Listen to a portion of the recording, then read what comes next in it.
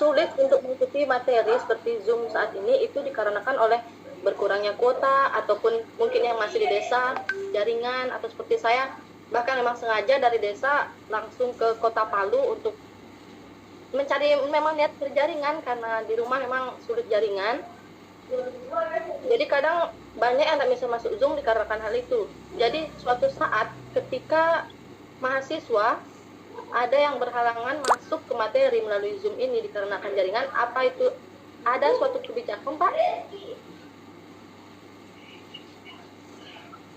Itu pertanyaannya ya. Ya. Perkenalkan, nama saya Yasin Anuta. Jadi gini Pak, saya mau menanyakan tentang kuliah ini. Kira-kira kapan kuliah offline ya Pak? Sekian, terima kasih.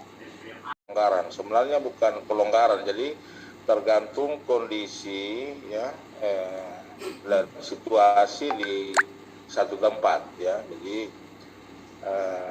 katakanlah misalnya saja kita di Kota Palu, kenapa sekarang sudah tidak ada pemeriksaan? Jadi dilihat kebijakan yang mana kebijakan yang paling efektif sebenarnya untuk meredam penularan COVID-19. Itu yang pertama.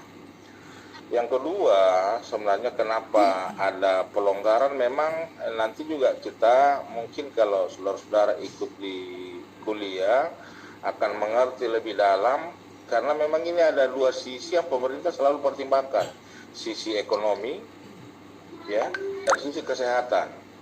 Kalau kita tidak longgarkan sedikit, ekonomi tidak jalan ya, distribusi barang dan jasa tidak jalan. Padahal ekonomi itu intinya cuma 3, produksi, konsumsi, dan distribusi. Nah, susah jalan kalau misalnya kita terlalu ketatkan persoalan kesehatan.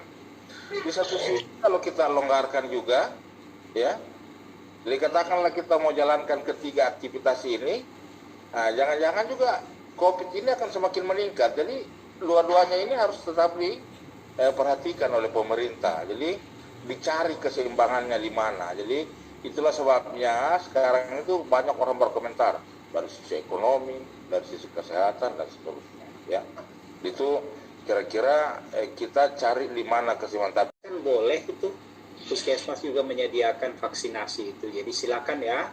Nah, pesan moralnya adalah manfaatkan untuk vaksinasi itu agar kita semuanya menjadi sehat dan kita dapat melaksanakan